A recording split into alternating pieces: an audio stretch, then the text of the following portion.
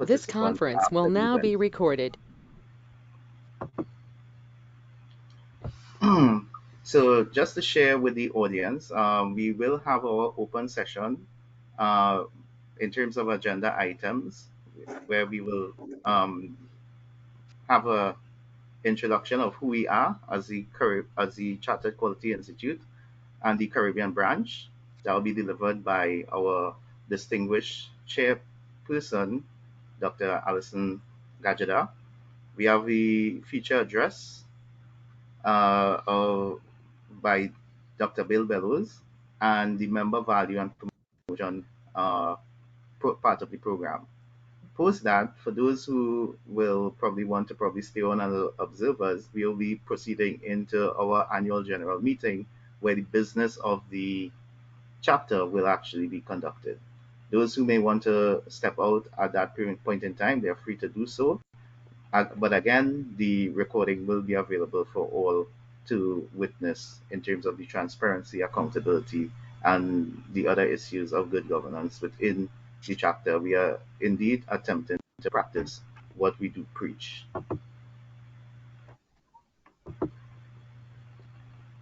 So, with all of these announcements, that being said, I now hand you over to the interim chair of the Caribbean branch and the recently awarded Chartered Quality Institute's unsung hero, Dr. Alison Gajada, to officially open the proceedings with the HUER presentation. Thank you. Thank you, Chris. Good morning, good afternoon to all of you who've joined us and to all of you who will be listening to the recorded version. We all are very elated to be hosting our first AGM. And as we go on, perhaps you would get a deeper appreciation for why it's so important to us in the region to launch the first professional association for quality enthusiasts. But before I do so and explain it in the Caribbean context why we are at this point, I thought that participants may benefit from a short video on the Chartered Quality. CQI is over a century years old and really responsible for a lot of the movement and promotion of quality to various regions throughout the world and impacting all sectors from the healthcare sector, construction, tourism, all sectors in every form and fashion of another type of QI, the quality infrastructure. So just a few minutes to sit back and relax.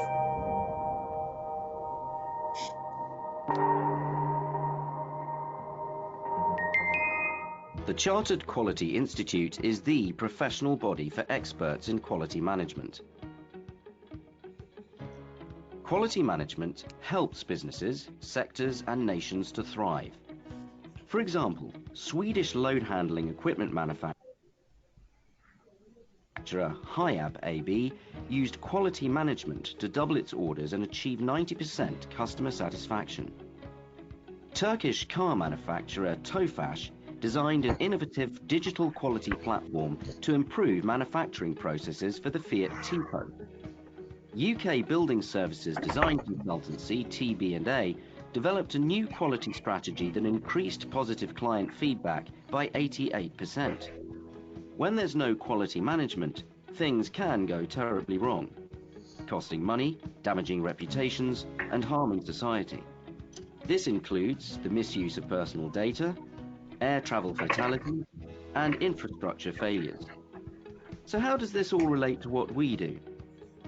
We've built a quality community. We were formed in the UK in 1919. Today, we're a global community located in over 130 countries. Our community includes 19,000 professionals working in quality management, CQI members, and Management Systems Auditing, IRCA members. Our work covers all industries, all company sizes, all sectors, all countries. We support quality professionals. The CQI's competency framework sets out the core knowledge quality professionals need, the business understanding they must have to apply their knowledge, and the leadership skills they should use to drive change. We train over 70,000 auditing and quality professionals every year in 100+ countries through our approved training partners. We help to develop skills and knowledge through best practice, technical information, and thought leadership. We encourage professionals to make connections, learn from others, and share their expertise. And we help our members to gain professional recognition. We lead the quality profession. For example, we're actively involved in developing national and international standards. This means being the voice of our members and their companies to ensure standards meet business needs. And our special interest groups engage with industry to improve the quality of products and services. Put quality management at the heart of everything you do to create the right impact on your performance and reputation. Learn more about how the CQI makes a difference. Okay.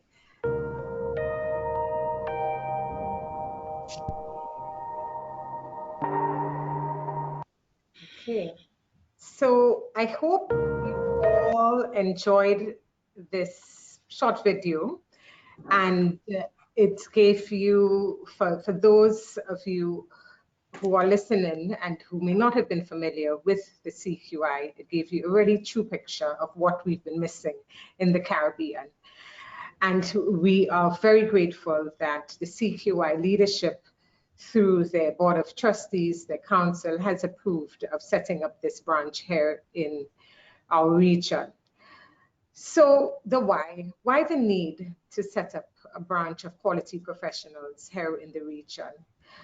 And my first point of reference would be that, of course, the regional quality policy that had been adopted just about 3 years ago by our CARICOM heads.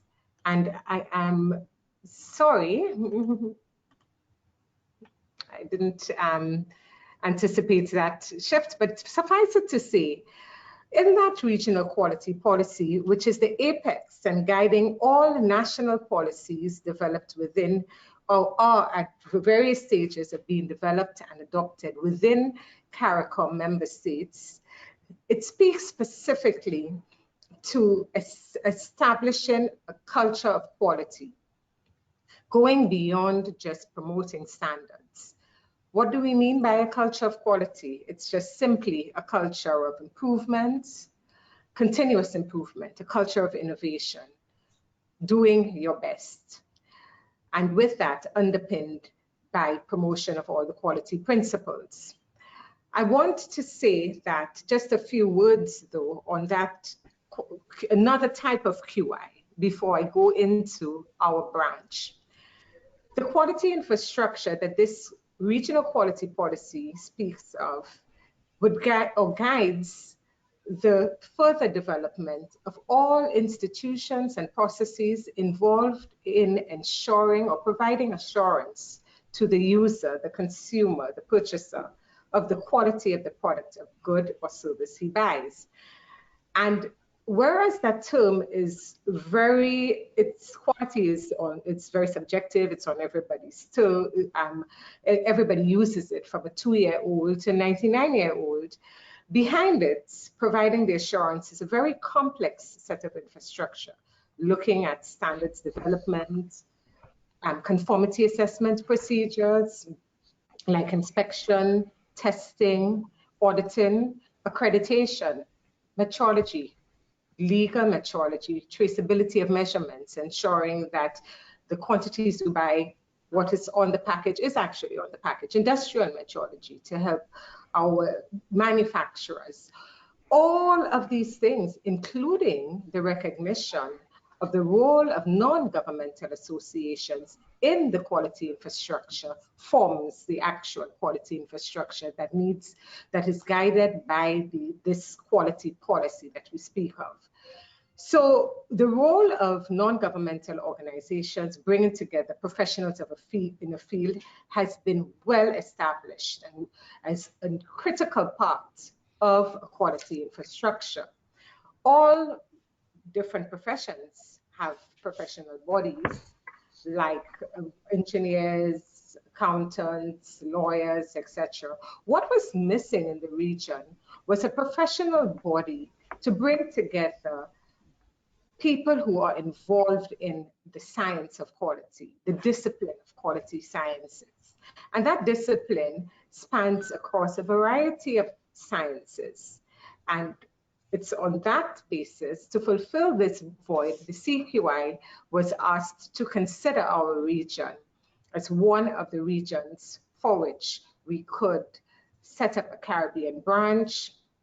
Later on, we will speak to you about the roadmap. This process has taken about 2 years, and we're very happy to be here.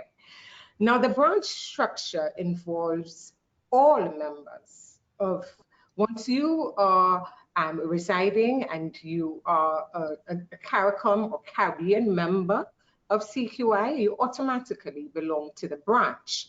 Right now, we have 29 members. That /URCA refers to registered auditors for ISO management systems. That CQI also is one of the top registrars for auditors for the system. So we have 29 in all, and within that branch, there's an executive committee. Since we launched and our first year, prior to an AGM like this, we had an interim executive committee.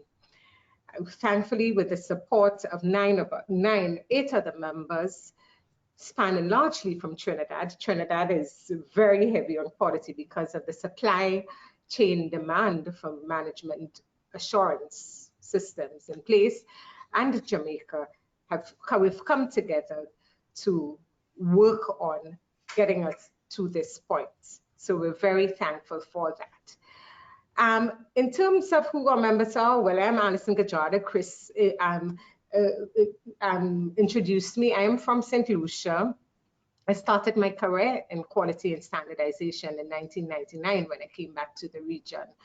And in every aspect of my career, whether it is in a public administration, private sector, manufacturing, quality has always been at the heart. You can't hide away from it.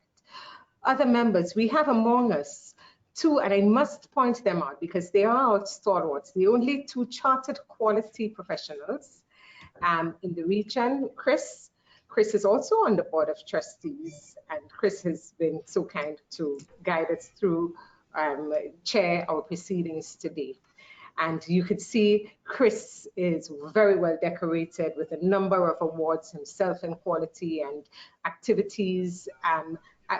His activities in both across the Atlantic Ocean, both the CQI and the ASQ has been very, very high.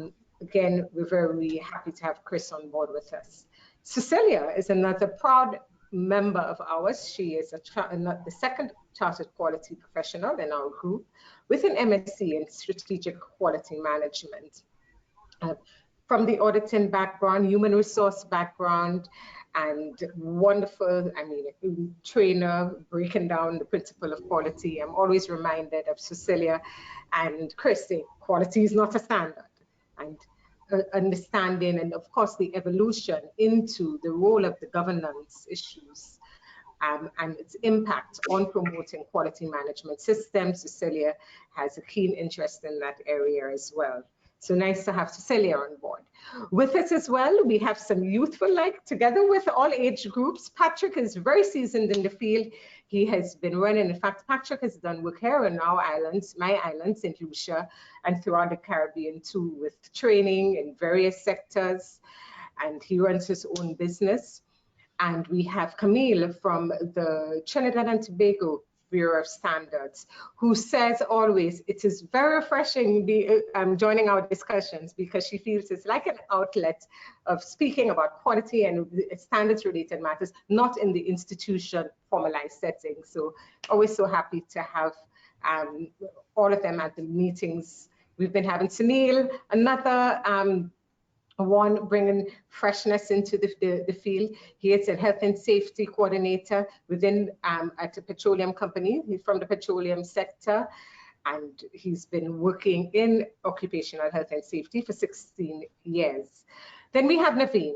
And Naveen is also in the oil and gas sector, lifting engineer. So we have, within us specialties in all areas, focusing on occupational health and safety. And second engineer we have is Glenroy. And Glenroy, I'm not going to give an excuse for you. I got your points a bit too late, but I know Glenroy is a professional in his field, years of experience in engineering and training. And I imagine, Glenroy, we are also so pleased to have you part of the working group, executive interim committee, whatever we've called ourselves. All of us have been at it, attending our monthly meetings, giving back, and promoting the cause of quality in the region. I think I could just briefly show you just what our membership looks like. We do have members from Barbados, Guyana, Jamaica, Trinidad, and St. Lucia at this point. We want to see our membership grow and members from all islands. I'm hoping that next year when we're reporting this to you, we can see movement upwards. In terms of the, our, by gender, yes, the females are in the minority. I'm not sure if it is also reflective of how many of females are actually in the professional science field. We know that our numbers, our girls are very high in numbers at schools in the science discipline, but when it comes to the engineering and science related fields in practice, we tend to somehow diminish numbers. We'd like to see that grow. So, okay, so I think I could stop sharing now. Chris, I hope I hadn't taken up too much of the time, because what we're really excited about is to hear from Bill, to hear about the excellence from a perspective that I think is just so practical and touches every human being, whether in personal or work life. So Chris, I hand it over back to you so that you could introduce Bill. So we are at the point where we introduce our featured speaker.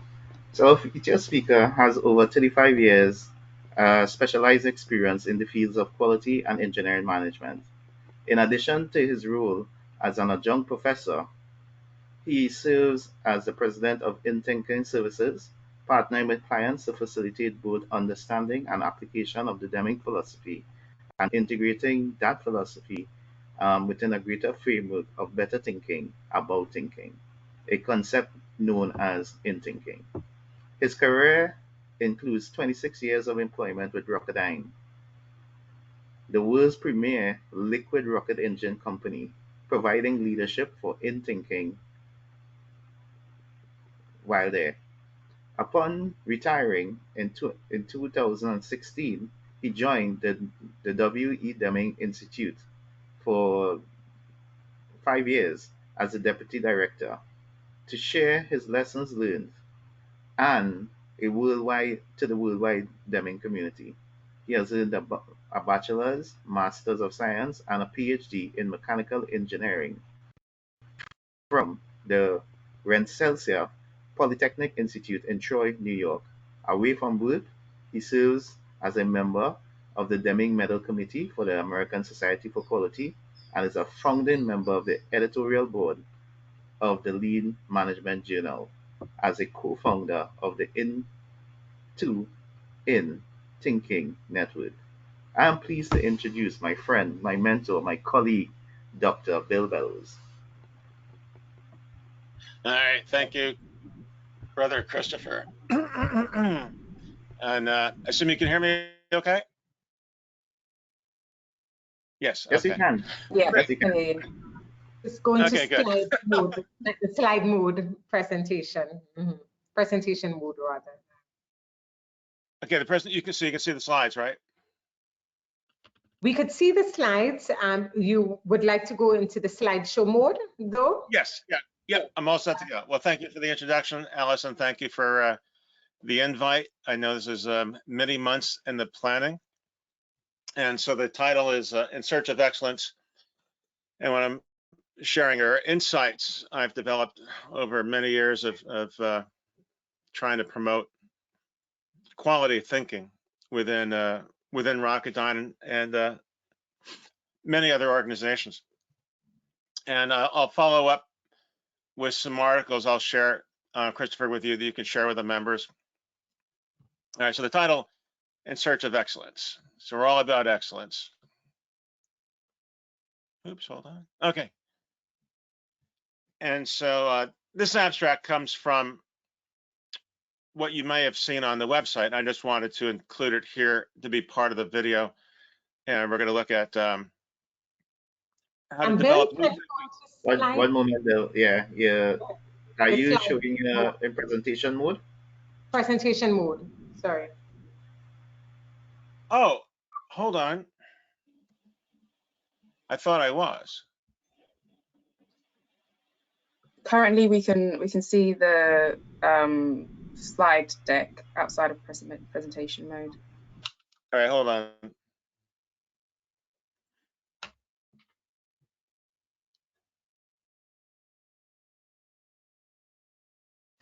It may have to do with the double screen issue, but maybe you could continue.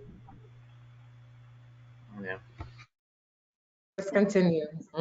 Sorry. Or you could try and hit the start slideshow button, which is at the bottom right of the screen, just next to the toggle where you zoom in and out. There's a button which you can access to for presenter mode. Don't worry. At the Hong Kong meeting this morning, we had a worse experience with Teams, so don't try too much.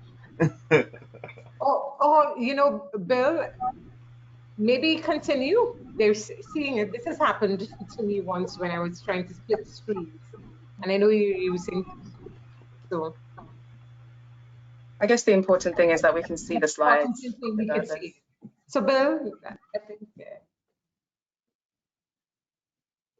Oh gosh, have we lost?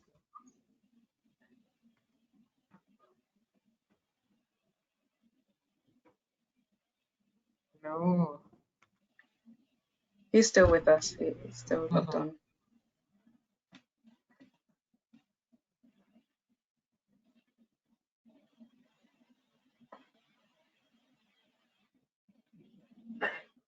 He's just saying his computer decided to restart. So we could give Bill a few minutes. Maybe we could speak to the journey once Bill relogs logs back on. Yes, we can do that. Okay. And the feedback. So when he comes back on.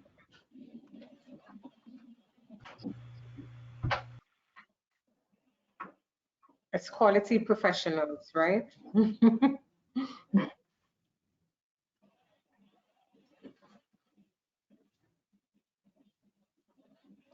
Murphy's law, always. Okay, so this slide, once we wait for Bill's computer is restarting. I could perhaps just go through our journey since 2020. The conversation really started in about May 2020. And there is a very a detailed process that you go through. Of course, I wouldn't speak to it. The CQI, suffice it to say, it's not just a request that you just set up a branch.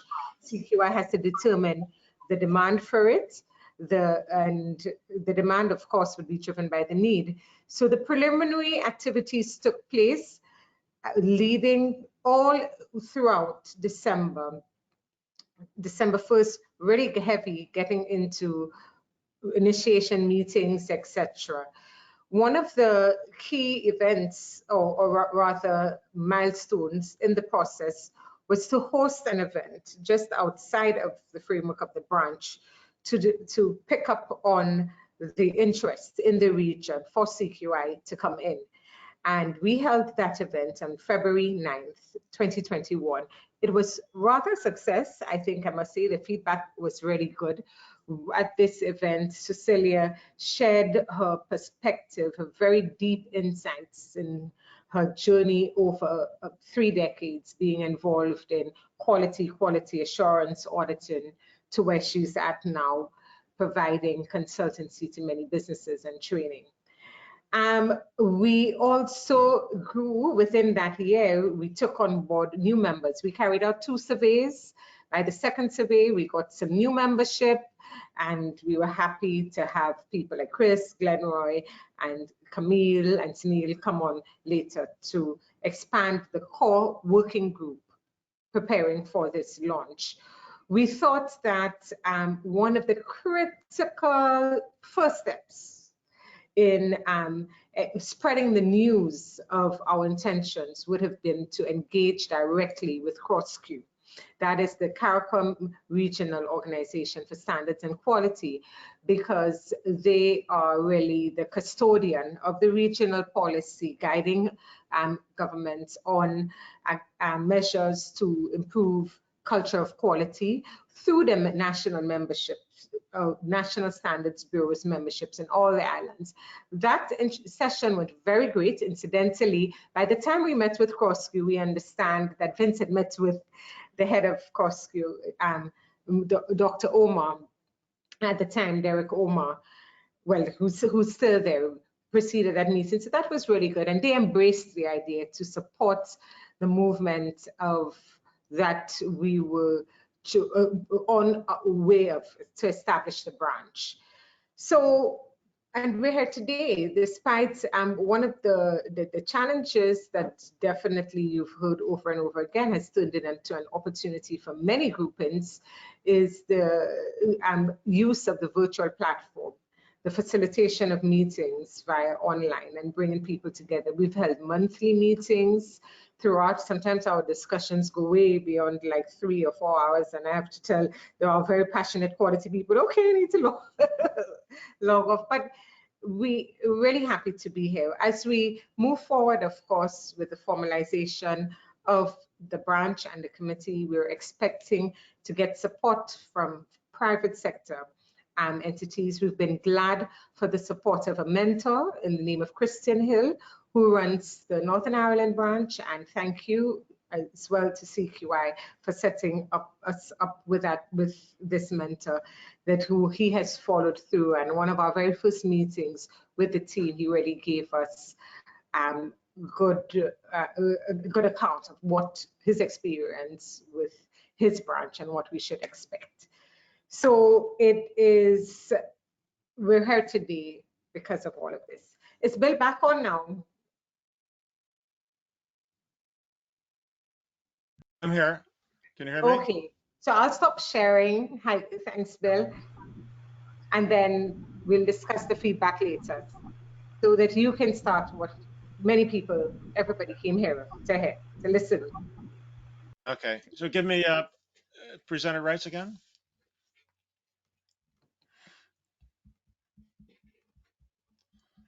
Okay. Lisa? You said it, Bill have. Let's see. Yeah, he does. He has them now.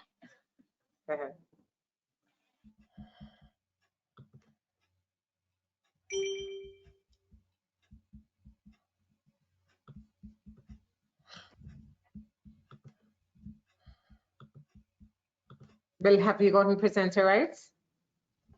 Yes. Okay. Can you see my slides? Can you see my screen?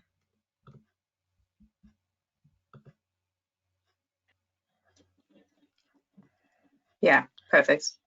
Yeah. The joys of being on electronic, that my computer decided to restart. All right. Was it something I said? All right. So this event offers opportunities to learn how to develop new thinking and apply it. Perhaps most importantly, how to prepare the foundations for innovation before applying tools and methods to enable more successful outcomes. One of the major issues and challenges of teamwork and innovation, I don't know anyone who's against either of those, is the ability to apply and so recognize the importance of context. This presentation explores the topic of what we see going on, this presentation explores the topic of what we see going on depends upon our thinking about the context of the situation. So through a thought-provoking question and answer session, attendees will be asked to question the context of their own observations. And so it'd be hard for me to give a presentation without talking about Dr. Deming. And then we're going to look at awareness of what it means to comply and some thoughts on context. Then get into patterns of thought, followed by two questions, 2 fundamental modes of thinking, 2 explanations, and close with 2 fundamental types of organizations. It's as simple as that. All right, so here's Dr. Deming, probably in the mid-80 time frame, wearing on his lapel a replica of the medal he received from the Emperor of Japan in 1960. So he was born in 1900. I met him in 1990 when he was 90, and I happened to attend his very, very last 4-day seminar just before he passed away in December 93. And this is a photo of when I met him in 1990. A younger Dr. Deming, 1990. All right. And so relative to questions, comments, and observations, Dr. Deming would say the questions are far more important than the answers because the questions force the presenter to step back and rethink what they said in response to what was heard, and it offers opportunities for learning. So also want to say feel free to interrupt at any point if there's a burning question. And then we'll have time at the end for additional questions, comments, and observations. I look at your answers as a mirror, reflection of how you think and how others think. And most people think the same way. I've been presenting for many, many years using very similar questions, and it doesn't matter where I go, the answers are always the same, I think, because our thinking patterns are very, very similar wherever I go. I think most organizations are run the same way. And there'll be an opportunity when you see the pause and reflect, I'll ask you to consider a scenario. That would be an opportunity for audience participation. And for that, I encourage you to have a piece of paper handy. It doesn't have to be a big sheet of paper, but I encourage you to have a piece of paper handy and something to write. So I'll ask you to take some notes. All right, now we get into awareness of comply and context. So comply, dictionary definition, to act or be in accordance with wishes, requests, demands, requirements, conditions, etc. Agree, sometimes followed by with. An example would be they asked him to leave and he complied. Or she has complied with the requirements. And so with that, I think I want to look at compliance awareness with a set of requirements. And when I'm working with students or clients and I ask them, is it proper to have a requirement, let's say to heat the part for 1 hour at 300 degrees? And most people say, yeah, we can, that requirement can be met. It's a no-brainer. Of course we can do that. Well, then I say, well, let's look at that time along a scale, a continuum. Let's look at that temperature along a continuum. And what if the 1 hour is actually a few seconds? What if the time, instead of being 1 hour, is a little bit shorter, a little bit longer? Does that mean the requirements are not met? So if, I spent 35 years or so in aerospace, 10 of those years working when Rocketdyne was owned by Boeing. So what if Boeing went to a supplier and said it has to be exactly 1 hour, exactly 300 degrees? And what if it's a few seconds shorter? Does that comply? A few seconds longer, does that comply? What if the temperature is not exactly 300? Right? And so I throw this out because if we set requirements based on a single value must be, they were going to have a hard time complying. So going back to the late 1700s, you may or may not know, requirements are provided with latitude. So if the requirements are to heat the part for an hour plus or minus 2 minutes at 300 degrees plus or minus 5 Celsius, now we end up with those red lines, which are far easier to meet because now we're allowing for variation. Okay. So in a work setting, when I find what we do is we use those red lines are everywhere in a work setting. Requirements are set with 2 lines. And as long as you're anywhere between, then we comply. And that leads to, and again, what is compliance excellence? We define quality, and I've yet to see any organization that doesn't do this. Quality is defined as conformance to a set of requirements, and those requirements are the red lines. And the mindset is, if what you're measuring, if what you're monitoring, if the requirement is between those 2 lines, then what do we call it? We call it good, right? And then from Phil Crosby, we have this mindset that 0 defects is another way of saying do it right the first time. So get it between those 2 lines first time up. And then that becomes somebody's task. So a given part could have numerous requirements, but what it comes down to is at the end of the day, what I find what the quality organizations are about is looking at the things that are purchased, looking at the things that go into bigger and bigger systems, and asking very simply, does it conform? Does it comply? And there's only 2 answers to that question, yes or no. So what I find is most quality organizations are in this black and white, it's good or it's bad mindset. Okay. Which leads to this story and this photograph. We went bowling as a family, gosh, maybe 15 years ago now. And after going bowling, that bag is inside that bag is my wife's bowling ball. And so we got done bowling with the high school swim team. And after going bowling, walked down the hallway into the master bedroom. There's my wife's bowling ball inside the doorway. And I thought it was a strange place for it. So I asked her why it was there. And she said, ask our son. So I asked him and I said, why is it there? And his response was, Mom said, put it in the bedroom. Guess what? If I draw that line across the entrance to the doorway, the requirement was met. So that is what Phil Crosby would call a 0 defect task. Okay. Quality is defined as conformance to requirements. Okay. 0 defects, again, is another way of saying do it right the first time. So that task can be done again and again and again. And as long as the bowling ball is inside the bedroom, the requirements are met. Okay.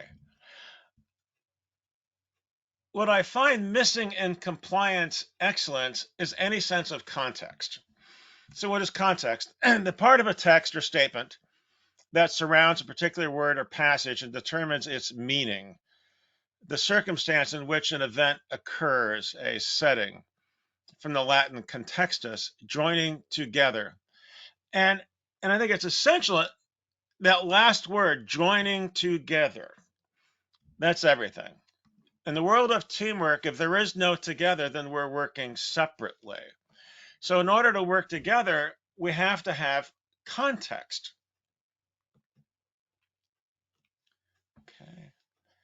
So let me throw out, if anyone would like to take a shot at it, for those who haven't heard the question before, what I consider to be the leading use of alligator skin in the United States today. Anyone like to take a shot at that?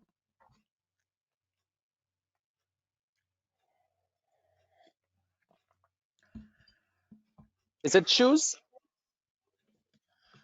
Here are the standard answers. Belts, boots, shoes, handbags, wallets. Those are the standard answers. And what do all those answers have in common?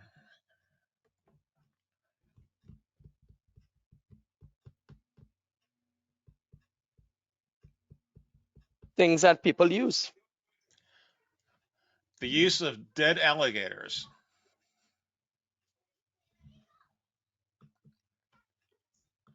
Right?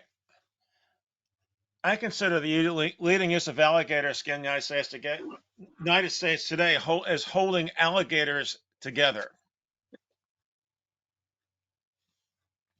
It's a different context. What if they're alive?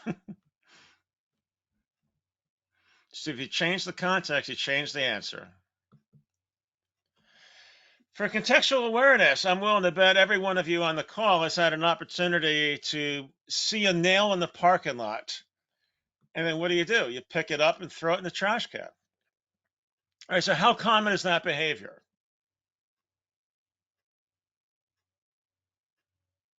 Pretty common? Picking up a nail in the parking lot, spending your time to save someone else potentially far more. You're spending a few seconds of your time easily, potentially saving someone else a half hour, an hour of inconvenience. That I consider an act of teamwork, but it involves what I would refer to as contextual awareness. When you realize that that nail shouldn't be there. That's a much different behavior than leaving a bowling ball in the doorway, in which case your focus is how do I complete this task? When you're picking up the nail in the parking lot, you're saying the task I am applying has a return to others and elsewhere in the system. Okay. So does one size fit all? Right? Depends on the context. So I've been in a hotel where there are pillows that are soft and pillows that are firm. And that what the hotel is saying is not everyone it enjoys the same style of pillow. I know my wife likes a very firm pillow, me not as much.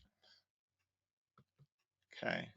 I've also been in a hotel room where the peephole on the door is at two different heights with the realization that not everyone is the same height. Again, are our organizations thinking in terms of all of us being the same or all of us being different? One size fits all if we're all the same. But what if we're different? What if there's variation? Okay. And I want to bet many of you have heard this focus, and we need to always work to eliminate the waste. And then when I explain this to people, I say, well, what do you mean by waste? And I say, well, it's like saying, get rid of the fat. Should we always get rid of the fat? It depends. What if the fat is on the whale?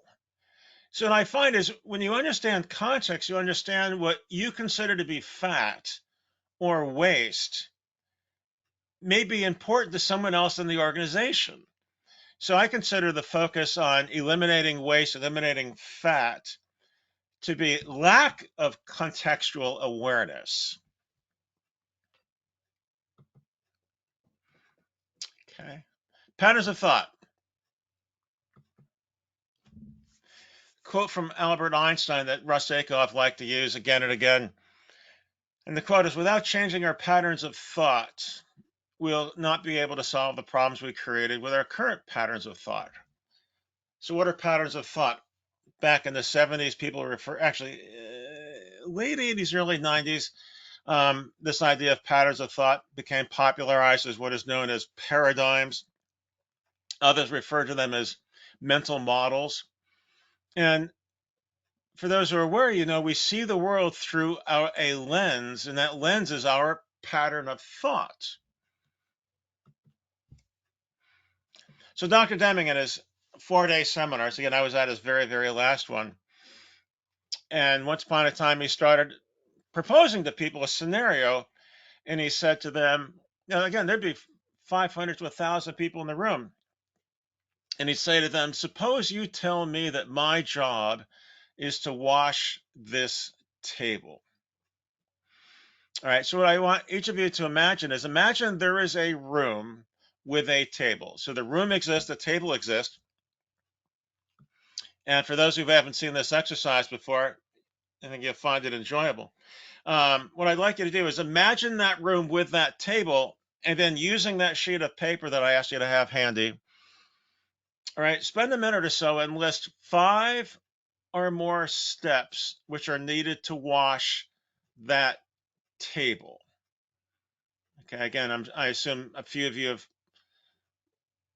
seen me present this before. If not, you might have seen Dr. Deming present this before. But the room exists, the table exists, and what Dr. Deming is asking the audience is to list 5 or more steps which are needed to wash the table. Okay.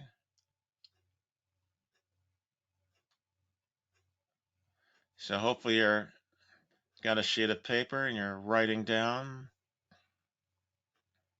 And one day I presented this to over 300 students and a half a dozen different classes. And as they wondered, why are we talking about washing a table?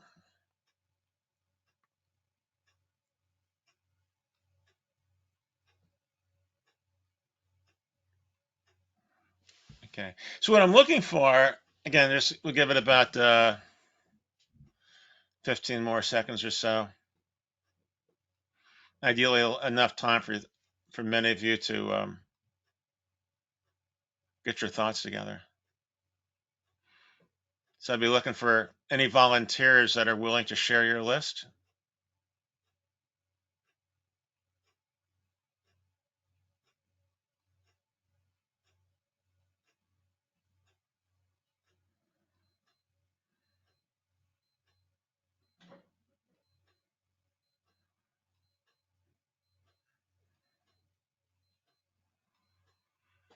Okay. So again, at any point of time, if any of you now have a list you'd like to share, please unmute and share your list.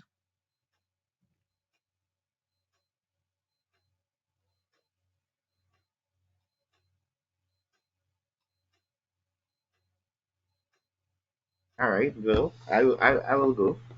Uh, and I so we possibly may need to get some water Okay. and get a cloth and basically wash down the table. Guys, wash the table, not so. And that was Christopher, it sounds like. Yes, it is. Okay. On my screen, I can only see the slide, so I can't see who's participating. So Oh. I'm just excited that I'm still connected and my computer hasn't turned off. All right. Does anyone have anything to add to Christopher's list? Yeah. Hi, Bill. It's Kevin here. Hey, Kevin. Go ahead. I'd start off by asking 2 more questions. Uh-oh. What is your end objective? And what is it going to be used for? Yeah. In other words, Kevin, what you're asking is, what does wash mean? Absolutely. Yeah. Right. So what makes this question challenging is what Kevin's alluding to is this a table we're using to eat dinner off of? That's one level of clean. Is this a table we're using to play cards or play games? Is this a table we're using for an operating room?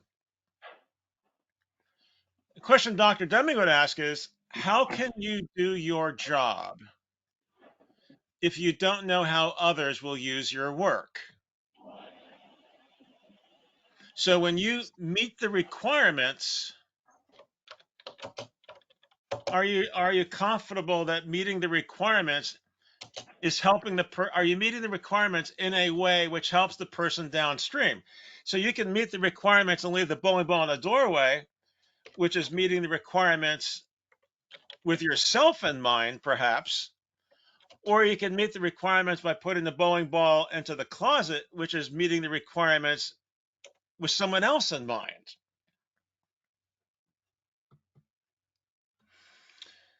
All right. Well, thank you, Kevin. Thank you, Christopher. All right. May I Go ahead. intervene? Dr. Bill? Yes. Now, are you assuming here that the table is washable in the first instance? Well, that goes back to what Kevin's talking about is Again, those become the questions that Kevin was adding to his list. Why? Why is Yeah, important? yeah. What Why is is the the purpose? table being launched?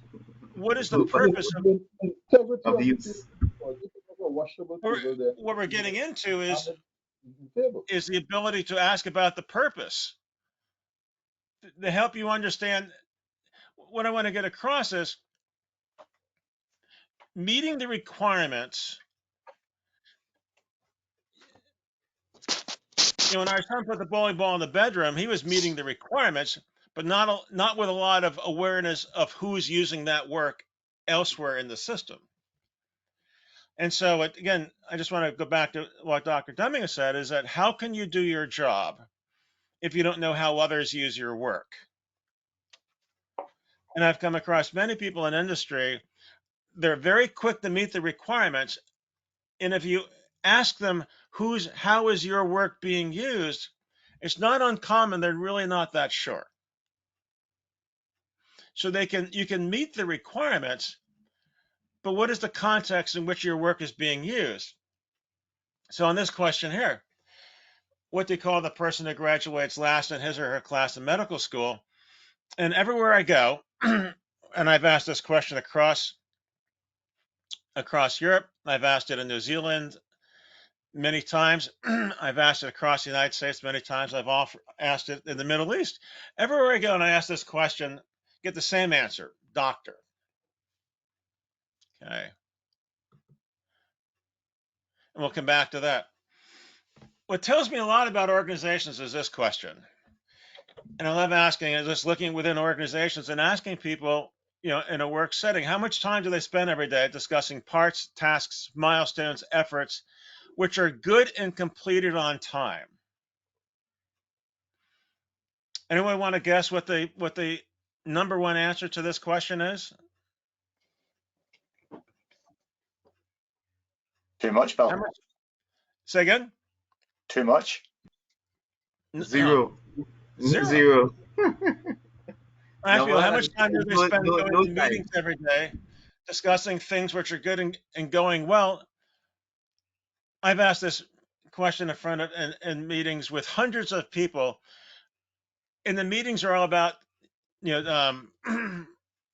production issues, and all they're talking about is things that are going wrong, not things that are going well. When I ask them, why aren't you discussing things that are good, the mindset is, well, if it's not broken, don't fix it. In other words, if the requirements are met, it's good, and if the requirements aren't met. And so what I find is organizations are heavily focused on things that are bad to make them good,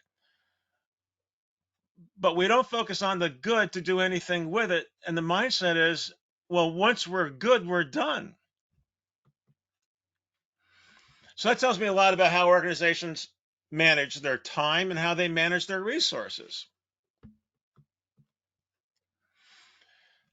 All right, so we talked about what do you call the person that graduates last in his or her class of medical school. The standard answer is doctor. All right, well, let me throw out, what do the first in class and last in class doctor have in common?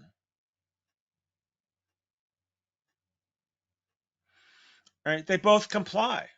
They are both meet requirements. So whether you're first or last in class, they both have met requirements. That's compliance excellence. We call them doctor. Contextual excellence is when and where the differences between those two doctors appear. Right? So from a quality perspective of compliance, they're both good.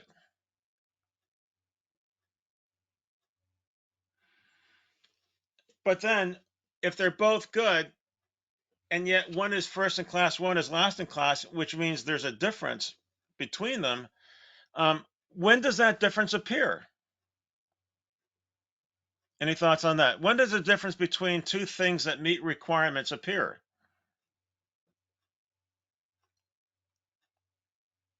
When in use. In use, yeah. So this looking at things from a quality perspective of do they meet requirements is not looking at how those things are used. It's looking at them on a sheet of paper and saying they're both good, but what's missing is how are they used? And what I found within Boeing and other places I've worked is, in fact, within Boeing, I used to tell people, a 747 is not a bunch of parts that fly in close formation, but that is the quality management system, to look at all those parts as if they're separate. It is not looking at how they integrate. Looking at how they integrate is about context. It's a different mode of thought. So if you look at healthcare viewed as a system, what that last question is about is, how do those doctors fit into a greater system? Right? In isolation, they're the same. The difference appears in use. Context is about use. Compliance is not about use. So are those doctors parts of a healthcare system, or are those doctors parts? So again, what I found in my 35 plus years in aerospace, it's all about managing parts without a lot of sense of context of how they come together. And the mindset was, how they come together is somebody else's responsibility. We're going to challenge that today. Dr. Deming viewed quality in a way that I've not seen anyone else do. All the other quality professionals that I've read define quality in terms of conformance to requirements. Dr. Deming's perspective on quality was, a product or service possesses quality if it helps somebody and enjoys a good and sustainable market. What Dr. Deming is looking at is defining quality by, how is my work used by others? Right? That's a context awareness of quality. It is saying, I need to understand the table before I clean it, as opposed to saying it's clean when it leaves my hands. It's saying, I need to look at, is it clean from the perspective of who's using it? All right, now 2 questions. So the first question I've already asked you, right? What do you call the person that graduates last in his or her class in medical school? Now let's look at a different question. Which 2 of these 3 numbers are closest to being the same? So A is 5.001, B is 5.999, C is 6.001. Okay, which 2 of these 3 numbers do you think are closest to being the same?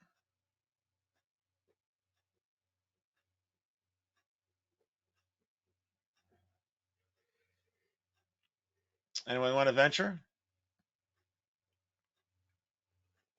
Is that B and C? Yes, that's the most common answer. Yeah, B and C is easily the most common answer, asking this question hundreds of times. But what if I told you there's actually 3 answers to the question? Depends, Bill, on the question, doesn't it? Depends on the context. So the answer could be A and B, because A and B both begin with 5. Yeah. It could be A and C because they both end in 001. But the most common answer is B and C, in which case same means what? Closeness. Closeness. So A and C, same means 001. A and B, same means begin with 5. So there's 3 contexts for same. Right? So now I want to look at those answers relative to what I refer to as 2 fundamental modes of thinking. Okay. And the 2 fundamental modes are category thinking, we put things in categories, or continuum thinking, where there are no categories. So in category thinking, we have to have at least 2 categories. It could be category left and category right. And with continuum thinking, everything is somewhere on a line, from negative infinity to positive infinity, somewhere along a continuum. So with category thinking, which is like compliance excellence. We put things in categories and say it's good or it's bad, it's black or it's white. With continuum thinking, everything is relative. Okay. With category thinking, we have things are discrete because we're saying this in isolation is this cap is good. This met requirements. This task was completed. So category thinking is very much like compliance. It's putting something in a category and saying it's good. And what you have on the right-hand side, because we're not breaking things apart, there's a sense of wholeness. On the left and right, on the left side, category thinking, we have good and bad, smart and dumb. On the right-hand side, we have faster, better, cheaper.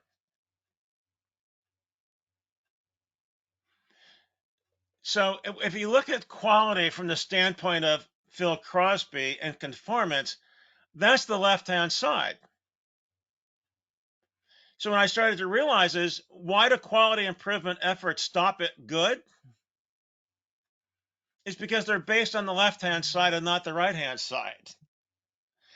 If your organization wants to focus on continuous improvement, then you need continuum thinking. And continuum thinking is very closely aligned with contextual awareness. So if you look at things in isolation and say, this is good, then you're on the left-hand side and you stop at good. So this is my explanation is why are organizations so problem focused? It's because they really don't understand continuum think. They don't understand continuous improvement because they base their quality thinking on the left-hand side and not the right-hand side.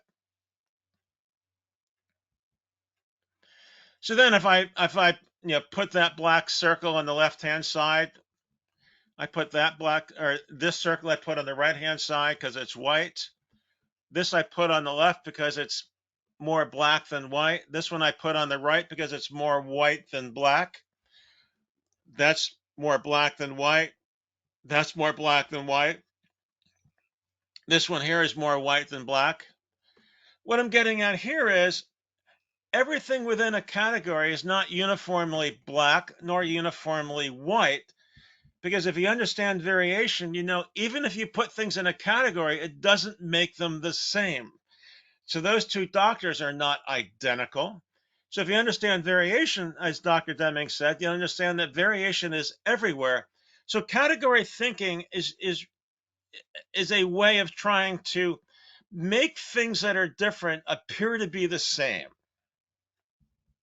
I'm not saying there's anything wrong with that, but that's category thinking. We put things in categories. And then we can break categories into categories. That's what biology does. We have categories of cats, categories of animals, and for those of you who remember taking biology, we have this thing called genus species, and we put everything in the categories.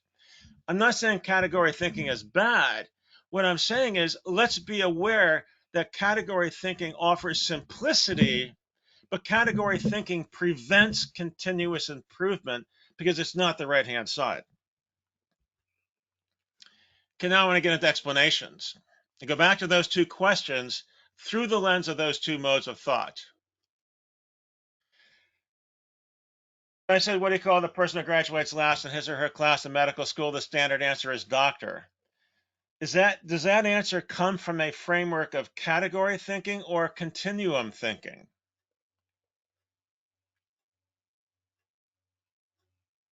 What are your thoughts there? Is that category thinking or continuum?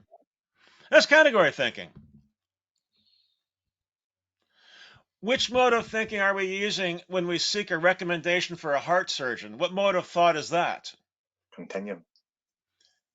Yeah, that's continuum thinking. We're saying all these doctors are in the same category called good, but I prefer this one. That's continuum thinking.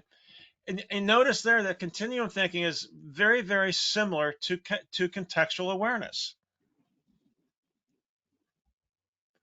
Which mode of thinking are we using when we count sheep, count customers, or count the number of goals scored by Lionel Messi against Real Madrid? What mode of thinking are we using when we count?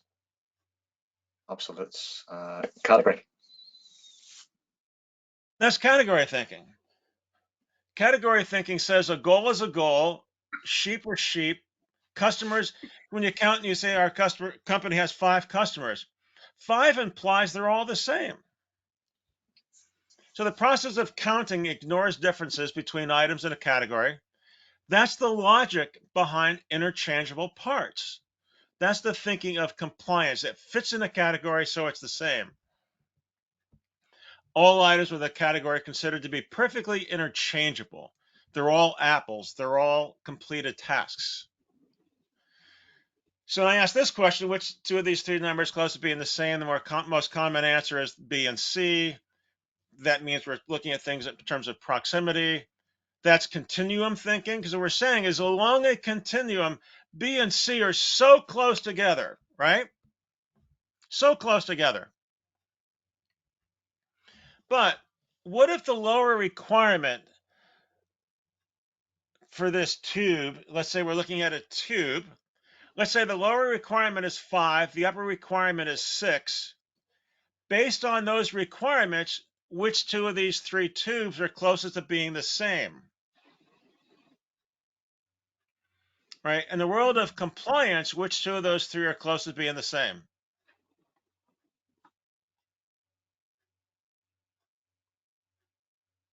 And B. A and B, right? Because in the world of compliance, A meets requirements, B meets requirements. So in the world of compliance, going back to Phil Crosby, in most quality systems that I've come across, in the world of compliance, we say A and B are good. And what about C? Not good. Not good. That's category thinking. Is it likely that part C will be measured again?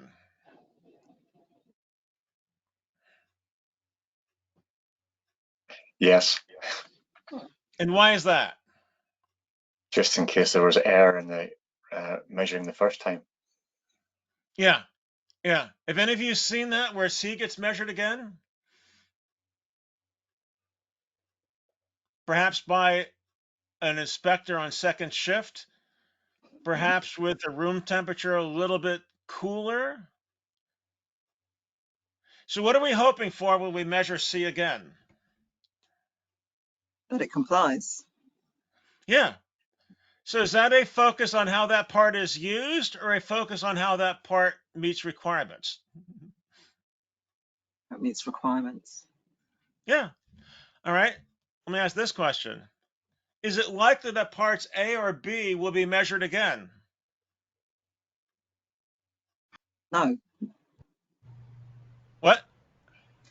No, No? because it's already been determined that they're compliant. So we're saying that B, really, really close to that line, we don't have to measure it again. It's so close, but it's good. C, boy, we better look at C again. And I can't tell you how many times I've heard stories of C getting measured again And again. and And again.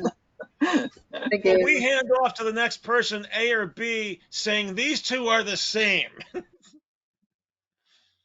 So I wanted to point out is that our thinking, until those red lines are in, we look at B and C so naturally as being close to being the same.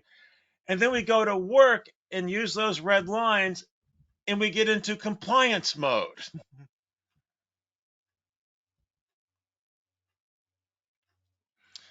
All right. So that's category thinking. Oops. Where is that again? All Hi, right. excuse me, Bill. You'll be winding down in the next Yes. few Yes. minutes. Okay, Yes. thank you. Yep. Yep. We're at the 2 fundamental types of organizations building upon all of this. Dr. Deming said it'd be better if everyone would work together as a system with the aim for everyone to win. That's contextual excellence, working together. How is the table being used? That's contextual excellence. That's the heart of teamwork. Organizations as unusual, there aren't very many of them. That's why they're unusual. They understand the difference between compliance and context. David Kearns, passed away a number of years ago, wrote this book, Profits in the Dark, How Xerox Reinvented Itself. So he was chief executive of Xerox for many years. In the book, he tells a story. He says, I vividly recall an anecdote that Frank Pipp, one of his executives, told me that occurred while Frank was working at a Ford assembly plant in the late 1960s. At that time, Ford and other American automakers didn't believe you could assemble a car without a rubber mallet ready to bang together the parts that didn't quite fit. Think of parts A and parts B that didn't quite fit. All the other parts were known as, within Ford, as snap fit. So banging things together with a hammer was the norm. Putting things together without a hammer was unusual. And I would say this is what compliance excellence is about. It's about banging things together that meet requirements. Bowling balls left in doorways, and you're going to find a way to get it to fit using a hammer. And yet when Pipp's crew got done, they would routinely buy competitors' cars, take them apart, and they all assemble just like theirs, mostly mallets. But then they got done taking apart and reassembling a competitor's cars. They were speechless. They hadn't once needed to use a mallet. The entire truck, the entire product was snap fit. They'd never seen anything like it. Turns out that was a Toyota pickup truck. It turns out in the late 1960s, Frank Pipp's team, amongst buying a bunch of other products made by other companies where they would bang them together, the Toyota pickup truck did not require mallets. It was 100% snap fit. They'd never seen anything like it. Right? I believe Dr. Deming's influence on Japan played a major role in that, because he's helping them understand that the parts are part of a greater system. Snap fit at home is the routine, because at home, the people doing assembly are very likely the people making the parts, and context is very aware, just like washing the table. That's contextual excellence. That thinking was used within Rocketdyne on the R68 engine, which is 18 feet tall. It's no longer in production, and I believe the last engines are almost ready for flight, and they fly on a vehicle known as Heavy Delta IV, launching very expensive satellites for the government. And those are 3 engines.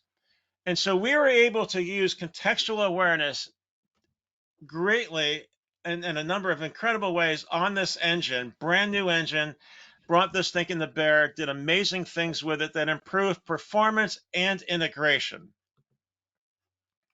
The first step is transformation of the individual. Dr. Deming said the transformation is discontinuous. It comes from understanding what Chris Chinipu and I have talked about in a number of podcasts. Dr. Deming's work and profound knowledge, the individual transformed, perceives new meaning to his life, to numbers, to interactions between people. Okay. And imagine the possibilities of operating with awareness of compliance and contextual excellence. If organizations could develop a broader appreciation of continual and connected learning, and if organizations could develop a deeper appreciation of what it means to think together, learn together, and work together, and all we can do with it.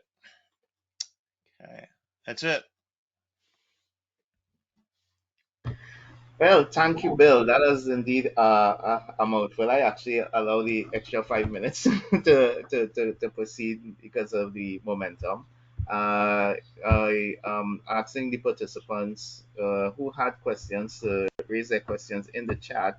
I don't see any questions just yet in the chat, so I'm going to allow for participants who have questions to probably open their mic and to ask their questions for a few minutes before we go into the next segment. So for those who have questions, please feel free to do so. We do know that this presentation actually goes against the grain in terms of a lot of efforts within the quality movement is actually driven on, comply and meet requirements and standards and things like that. And we now ask to not only look at the compliance side of the equation, but to also look at the contextual side of the equation using both the right side and the left side of your brain. So, are there any questions, Bill? Mhm. Yes. Chris, thank you, Bill, for speaking to that and the points you've raised with regards to auditing for management system certification. It's so much about doing it according to the standard. What did we set? So this, but yet still we're auditing for innovation, looking at your processes for learning, which requires the sort of thinking that Bill is speaking about, that zones in on that. And yesterday when we were having our pre-chat, one of the things that arose or had mentioned out of this is the prominence now, well, the attention that's being given to governance type of standards now within the realm and its relationship with management, the purpose, focusing at the core of it, the purpose of the organization, the purpose of the work you're doing. It's all about understanding what that table was used for, is to be Yes. used, not just doing the job. And so we see it reflecting even in ISO's work, in quality 4.0 type of thing. Work is purpose, understanding, not just compliance. I'm seeing excellent presentation from Marcia. Thanks to you, Bill. As an educator and leader, it has given me new insights to push my organization to different thinking. Folks, can I just interject briefly? Sure. Yeah, Dr. Bell, I want to thank you for an excellent presentation. It was a great learning. As an auditor, I'm seeing where what the concepts you have just and that you're alluding to ties in nicely with value-based and continuous auditing, which is becoming the trends. And I'm seeing a good match there with with your concepts and those aspects of auditing. And again, once more, thank you for a great presentation. Thanks, Glenroy, for this. Yeah, Allison, also let me throw out, and I'll include it in a note to you and Christopher. I'll include my LinkedIn link if anyone would like to reach out to me on LinkedIn, and if they have any questions, comments, or observations, we can take that offline. Yes, thank you, Bill. And just Bill, another one question. There's a question here posed directly. So, there's a lot of effort placed into inspecting quality into the system, right? What would you suggest is a better approach? I would say, trying to edit the question here.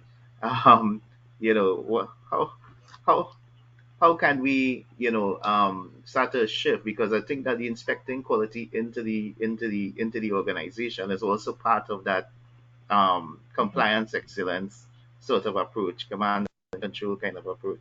Can you share a little bit of thoughts in relation to a better approach to approaching achieving quality into the organization? And I've seen Kevin there too. He could probably chime in if he likes. Well, what I would propose is that it's hard to do this by yourself. So what I encourage people to do is find a couple other people in your respective organizations that could help you. So for example, Chris, I may be the one. I may begin to wonder if what I'm delivering is on the left side versus the right side, like A versus B. I think part of this presentation is to get people to wonder: is there? It could be. I never thought about the difference between being on the left side of the requirement, being on the right side.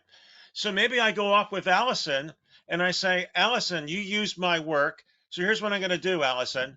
I've got A and B, and it never dawned on me which one you prefer. I've never had that. In fact, I've never met you. I've never had that conversation with you. So A meets requirements, but instead of just blindly giving it to Allison. I'm going to go watch Allison use the A versus the B, and then maybe somewhere in between there's something even better. But the big thing is I begin to become aware that how I meet requirements is affecting others. Mhm. Yeah. And so I can do this under the radar if I just could. I mean, I don't need my boss's permission. I need to have the awareness to go see Allison and say, "Hi, my name is Bill, and I've been delivering you these parts." And it never dawned on me that I deliver them and they all meet requirements, but I've never paid attention to how you use them. This goes back to Kevin's point: is why how is the table being used? But I need Allison's help. So I need to explain to Allison, I'm showing up because there's this one and this one, and it could well be that one of these is easier than the other, and I need to know that. Mhm. Then I could work with you, Christopher. Maybe you're upstream of me, and I can work with you to help serve Allison. But the big thing is beginning to become aware of how is the table being used. Mhm. Yeah. And thanks, Bill, for this. A lot of the chat has some very valuable comments. I mean, Zamala, who's a standardizer, who's also experienced in working within an organization, certified and being audited, loves this presentation. And it continues to, it reminds one to continue to question the status quo, she says. Dynamic standards. But then there is a very important point to note that perhaps, and within CQI and IRCA, no doubt, I'm sure you're looking at it, auditors being more aware of not just tick the box kind of approach. Very, very enriched discussion. I wish we had all the time in the world, and what it is just a taste of the sort of depth of discussions we will be going into with regards to the quality principles, the quality science discipline. We could go on and on just about maybe speaking about root cause, finding out what really is the issue, that sometimes that to guide what we measure, all of these things. So we're seeing our time, the clock is ticking against us. We promised to keep all participants here for 1.5 hours, and we do have the important part of the AGM to proceed to. Some members are leaving. So Chris, can we thank, I know. Yeah, so again, thank you, Bill. Special Thank you, Bill, for the presentation. We do appreciate the insights that you have shared. I think it has been a valuable contribution to the CQI Caribbean branch in terms of setting a sort of context for how we move forward in terms of the understanding and application of quality. Now that the presentation in terms of the feature presentation is over, and again, persons can reach out, as we said, that Bill will share his LinkedIn profile, and persons can connect with him post the event right. for any continued interaction. So now we move into the next segment, which addresses the whole question of member value in the CQI. And I hope that probably even the presentation and would have also started to lay a context that there is really a benefit in the knowledge sharing, the coming together, and in the interacting with each other.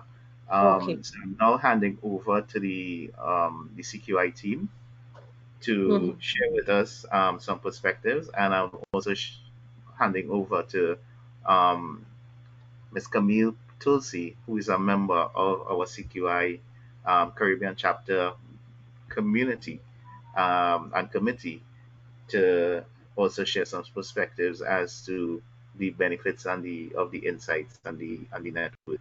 So I now hand over to the CQI team. Thank you. Yep, so hi everyone, thank you. That was a great presentation, and it does demonstrate one of the values of becoming a CQI member is that it's a place to have these discussions within your own branch, should you become a member with us, you'd have access to all the other branches and special interest groups we have at the CQI and ERCA, including a Deming special interest group, which looks specifically at his tools and techniques, which you guys might find helpful. If I can have the screen privileges, I'm just going to share my screen quickly. It's just an overview of the benefits that we have for membership and how they apply for the different grades. We are running a promotion for you guys at the moment, so if you want to join us at either the affiliate or the practitioner grade,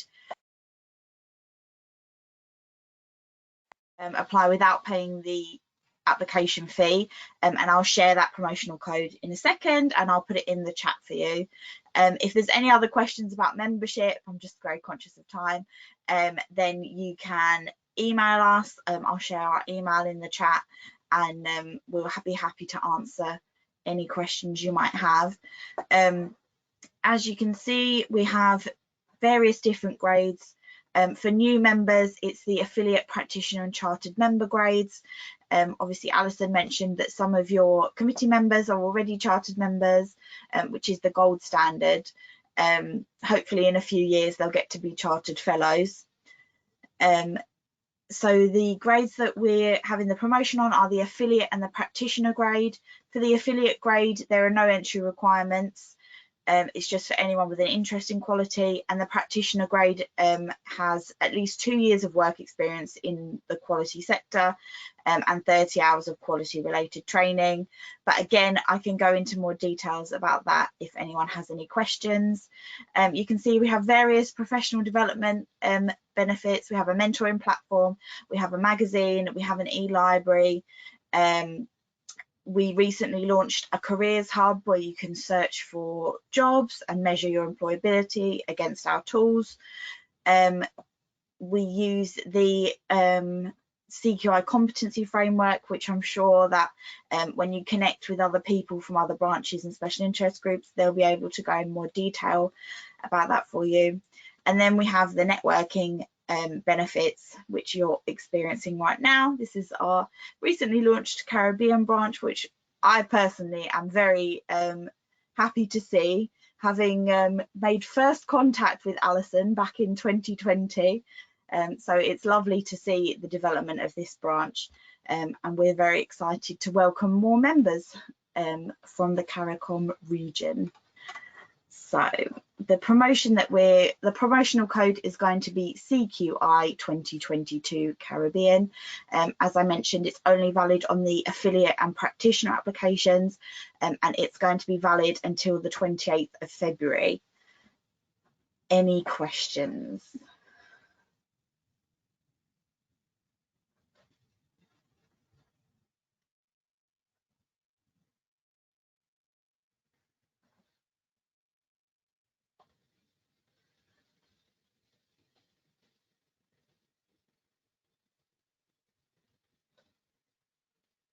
Any questions? Members, prospective members?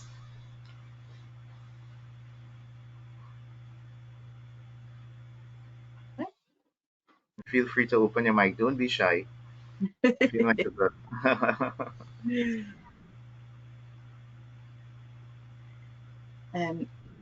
Okay. So just one question.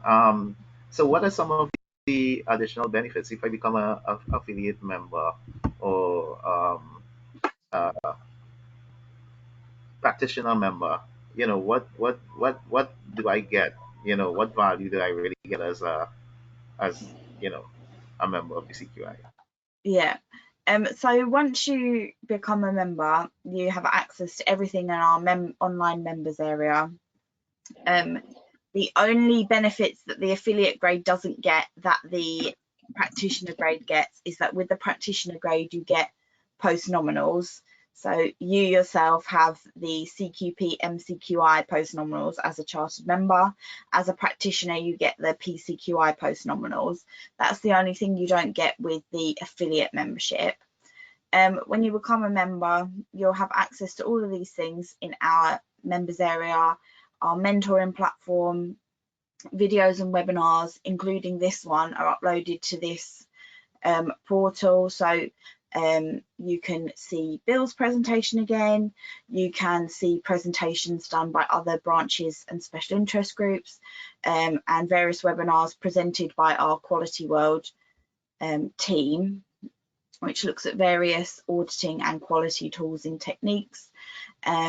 We also have an e-library which has over 4,000 publications, from like sort of quality specific journals to more sort of general interest magazines like Time magazines.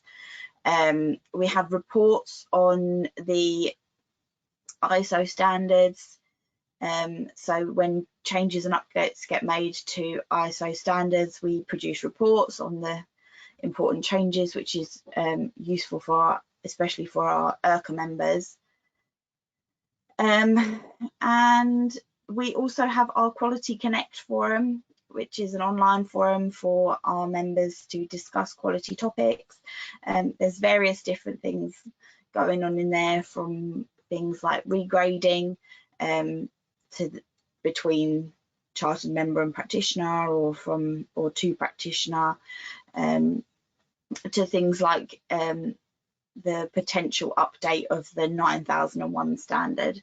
So it is quite a broad range of things you can get.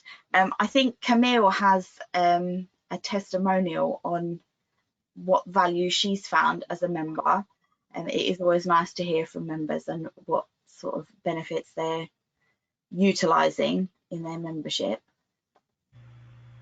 Camille, welcome to the stage.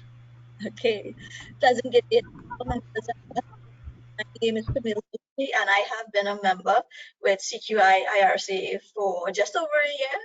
I initially registered as an auditor with CQI IRCA to gain recognition in the competitive field of management system auditing. I was pleasantly surprised when within a few months I was invited to volunteer to help develop the establishment and establish the CQI Caribbean branch. And I saw this as an opportunity to be able to contribute to something that could benefit our region. And you may ask the question, what have I gained, or what isn't this for you should you choose to join? It is the intention of the Caribbean branch to create a platform for quality professionals of the region to provide opportunities for us to experience interaction and training with international quality experts. We are looking at creating professional development with learnings, experience from experts and our regional peers. We see this platform as being instrumental in using peer interaction to overcome cultural barriers across the region. This platform seeks to merge as well technical expertise and theoretical quality to create effective implementation of quality systems in each Caribbean country. This, of course, requires support from our Caribbean quality professionals to support the Caribbean branch of CQI. The CQI Caribbean branch intention is to provide a voice to our young and experienced professionals to strengthen the culture of quality regionally. The ultimate goal we see happening with the Caribbean branch is to facilitate the birth of Caribbean quality experts that are internationally recognized. And we see this happening with the committee already.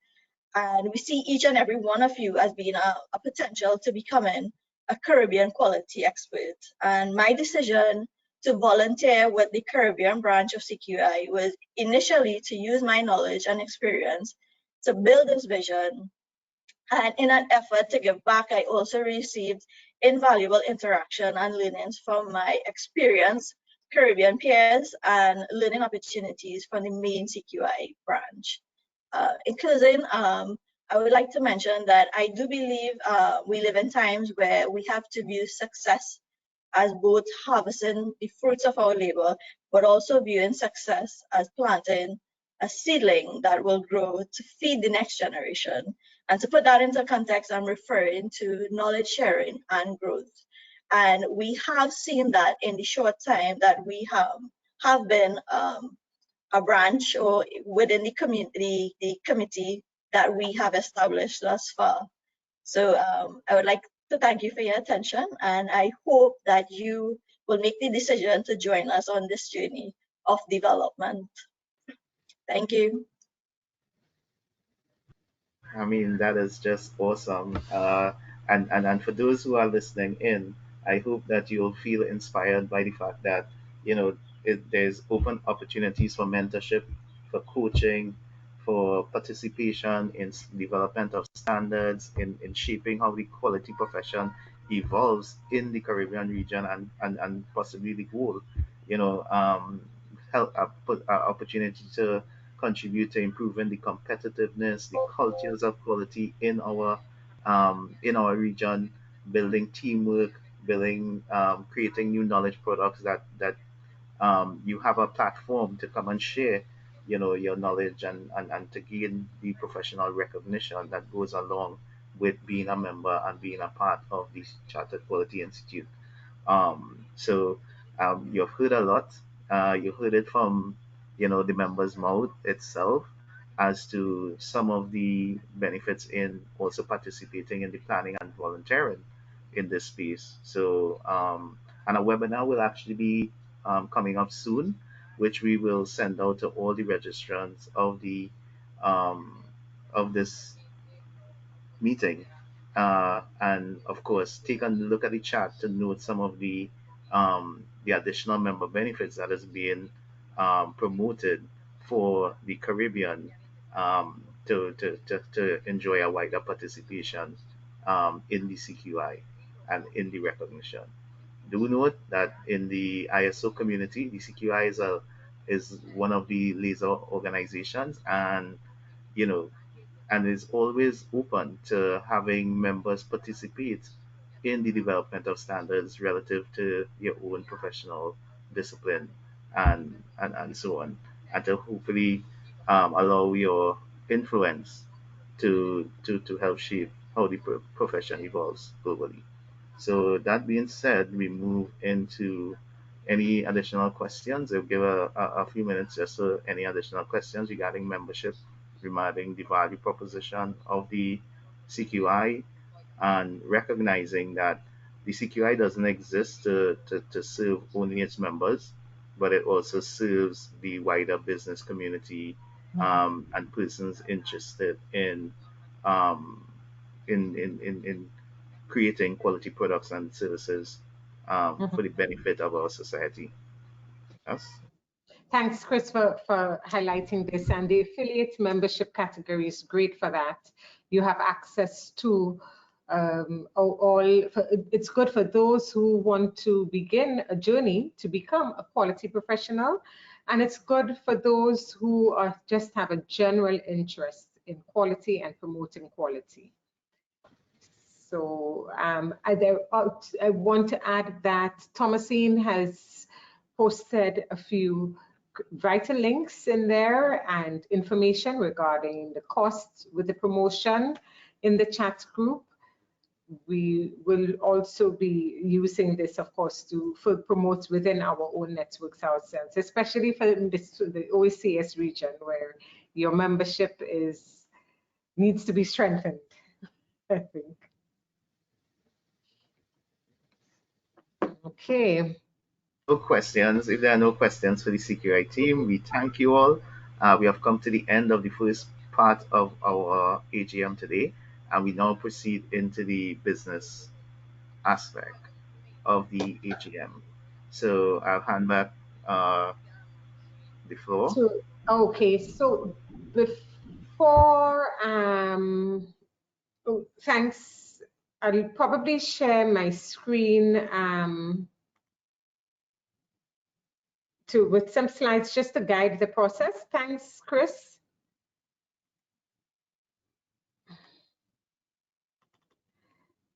I thought that another part, before we get into the voting to establish the committee, we thought that we should share the feedback, the actual feedback from our members with you.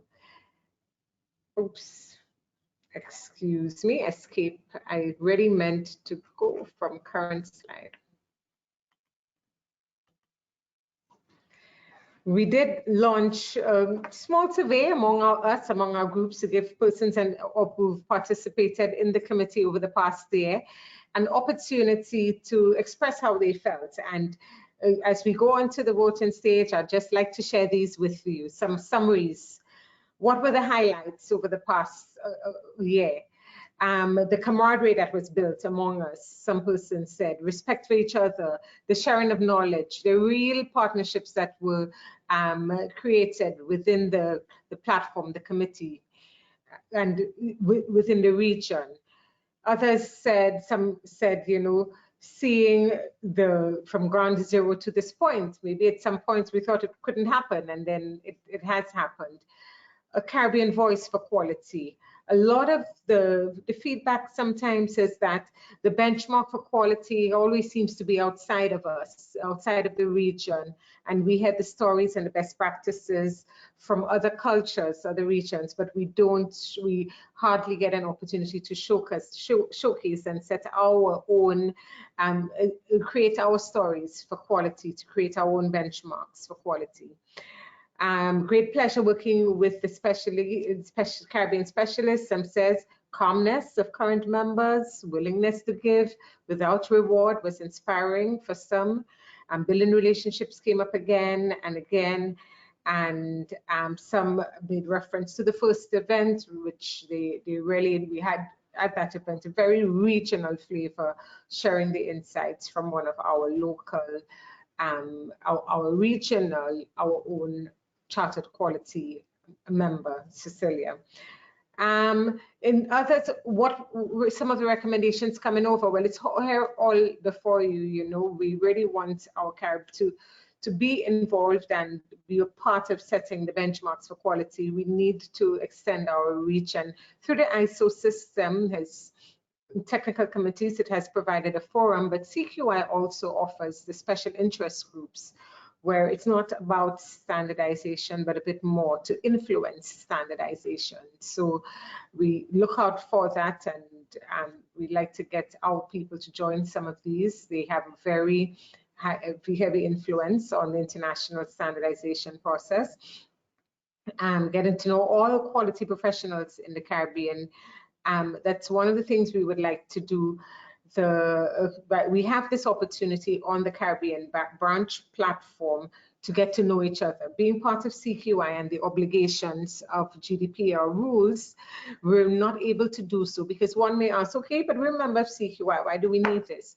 Well, if you're a member of CQI, because of the obligation for their information protection rules, we don't have an opportunity to be among ourselves. Through this grouping, though, we can share our contact information and be in touch with each other. Highlighting or publishing planned activities, we'll be talking a bit about that a little later. And of course, rotation, support responsibilities. Although we come into voting for 3 critical positions, I want to add there are other positions that could be opened up, like events coordinator, a number of other positions, but at least we need these 3 filled. And although we need to have them named, it's a team effort. The big T word that Bill spoke so much about being the core of contextual thinking, contextual quality. So, and continuing to work with each other. So here, this is really what we had to say. And we come to this stage where we will have first nominees we will do the chair position, vice chair, and secretary. And we need a seconder for each position as well. Chris, you would like to coordinate this, or? Oh, sorry. Previous. I will escape, so I can take the notes. Or shall I just go ahead to open the floor for nominations?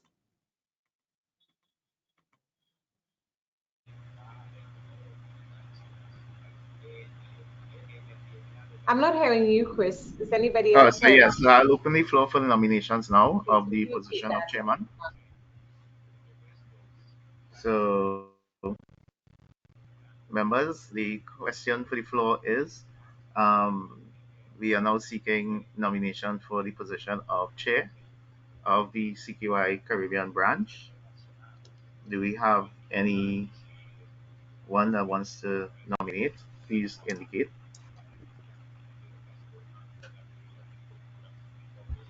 Um,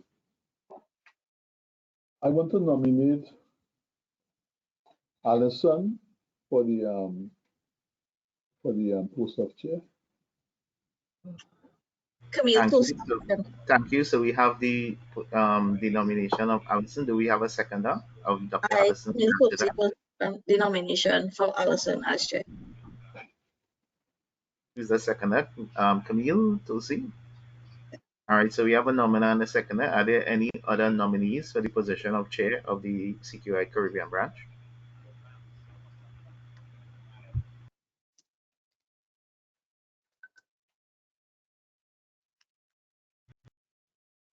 If there are no other nominations at this point in time,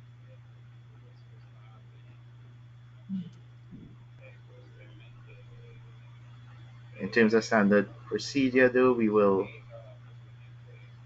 give a few minutes and no objections, and therefore we can probably ask the membership to indicate their consensus with the appointment of Dr. Alison Gajada as the continuing chair and the first chairperson of the CQI Caribbean branch.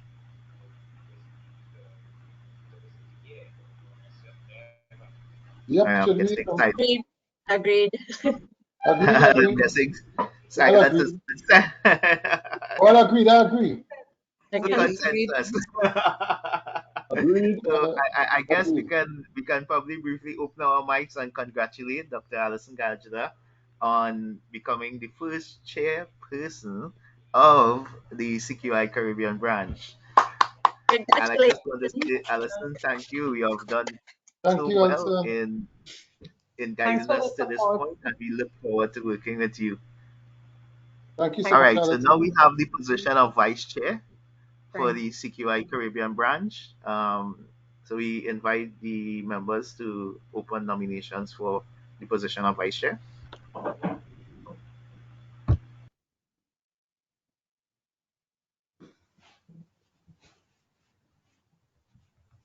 Um,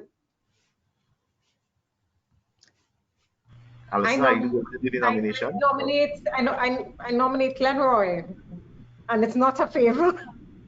Oh my goodness. I don't know if you'd accept it. Glenroy. Alison, put them in as for Glenroy London. We have the nomination of Glenroy London. Do we have a seconder of that motion?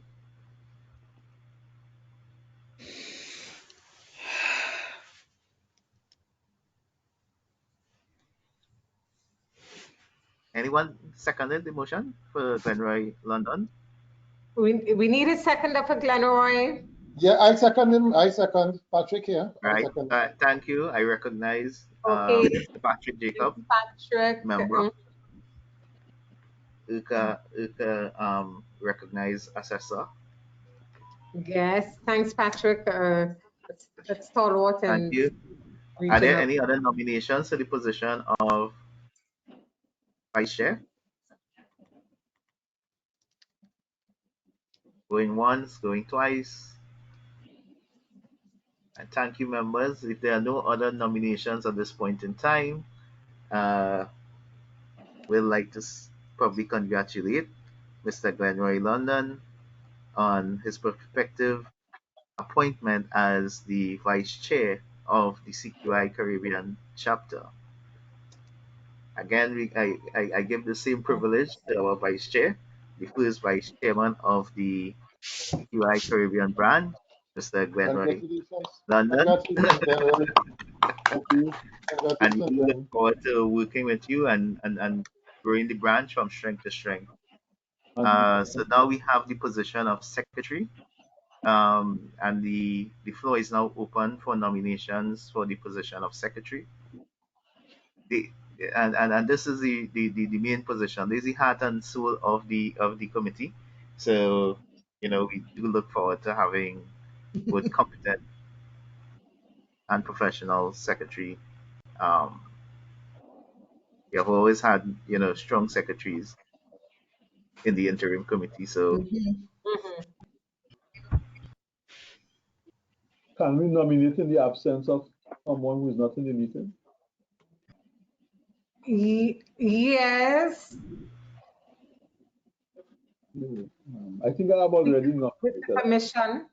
I better leave that to somebody else. Do we have any nominations for the position of secretary just yet? Chris, you are supposed to be the one, Chris. What's Chris, that? you need to nominate Cecilia. Cecilia has had to leave. I think she has an audit. Oh, well, okay. Are you hearing me? Are you hearing me? Oh, Cecilia, you're here. Cecilia, Yes. So, all right. So I will do the nomination for Cecilia Harkiston as the secretary. All right, and I second it. I'm the seconder for the secretary position, Patrick Jacob. Okay, great. And we have member Patrick Jacob.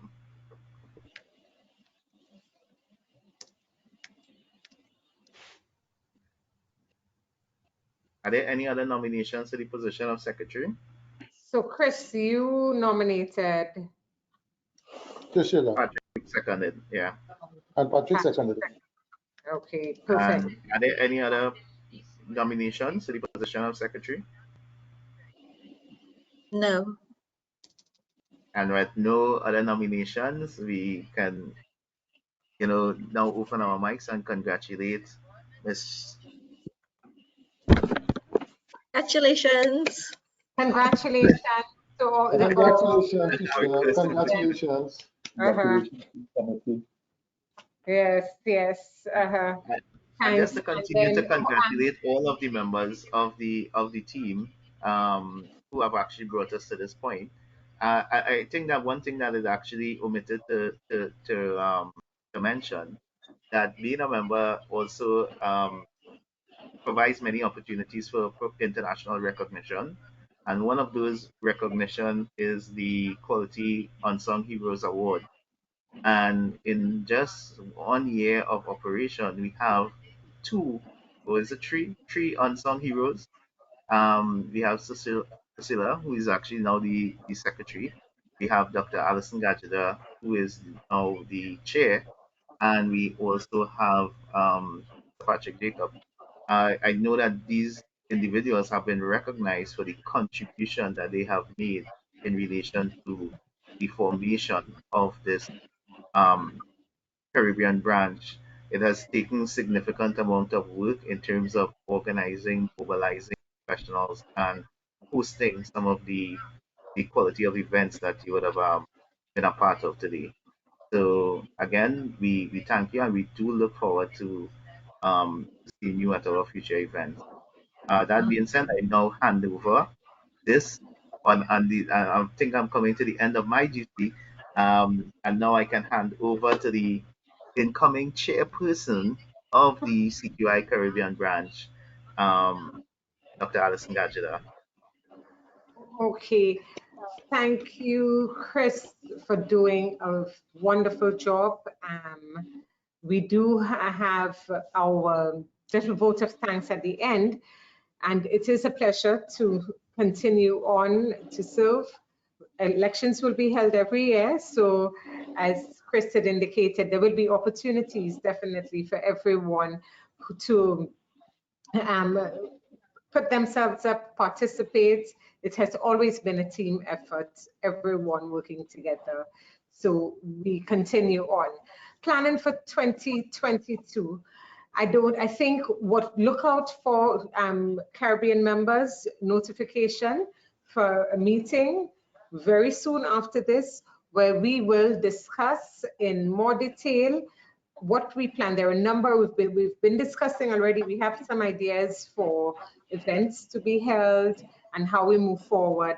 So at our first meeting, we will go through some initial background work to get things done and have our first proper planning meeting to host events for the year.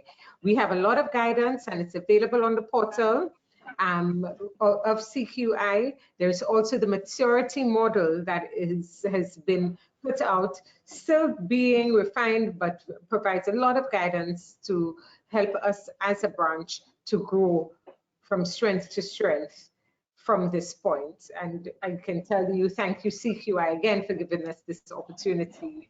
We hopefully, would not disappoint you. Also feel free to contact us, any members within this, some email addresses are put up. Lisa has also put up email addresses for the chartered membership, and our journey begins. We need to start from there. Thank you to Cecilia for always giving us those nice quotes. We had Naveen or Sunil, you were prepared to say a special thank you to our guest speaker and other persons.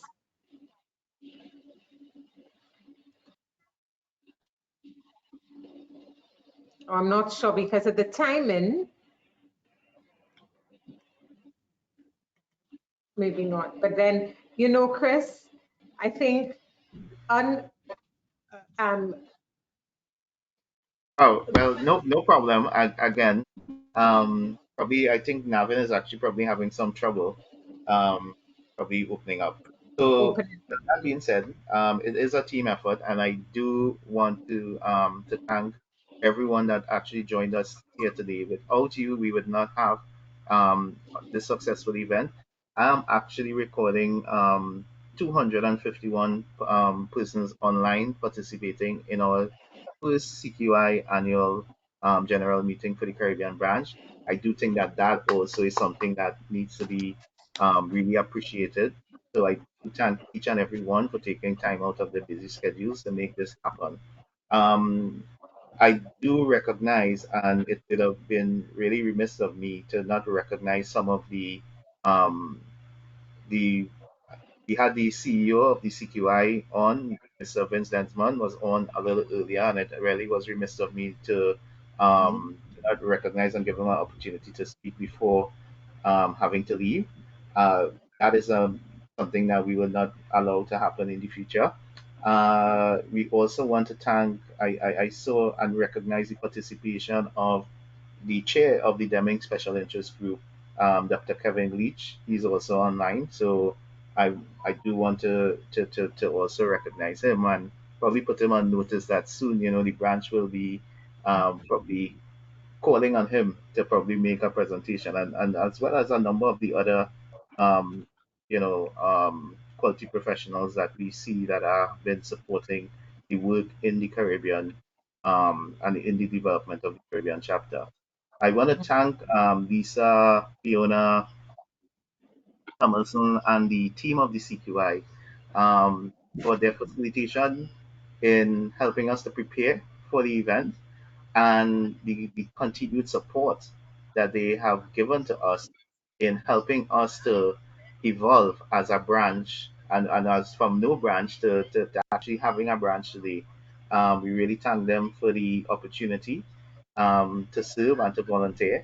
The coaching, the mentorship is indeed invaluable, and we do thank the team, the entire PNET team, Michelle and all of the others who have actually contributed to bring Caroline and all of the others who have contributed to bringing us to this point.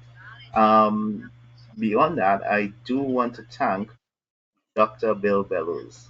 Dr. Bellows, of course, you have always, I mean, at the the drop of a nail, you have actually picked up and supported and made yourself available to make this presentation today. And we do know that your time is invaluable. We cannot obviously compensate you for the nuggets and the treasures that you have actually shared with us today. We do hope that as far as practicable, we all take the messages that have been shared on board and use it to really to make a better world, to make difference, and to have fun in transforming the quality and the culture of quality of our organization throughout. So we do thank you for that significant contribution that you have made. With these words, I do want to thank everyone. I want to thank everyone who will be actually listening to the recording and to recognize that we can't do this alone.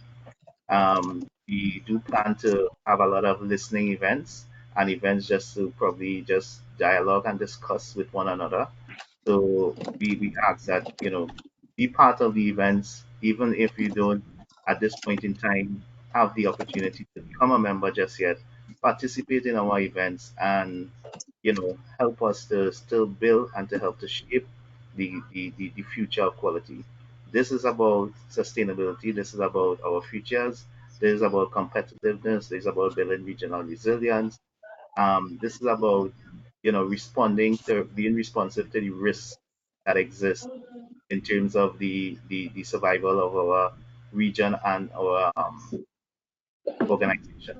So, with that being said, I thank you for the time spent, and we can logging off.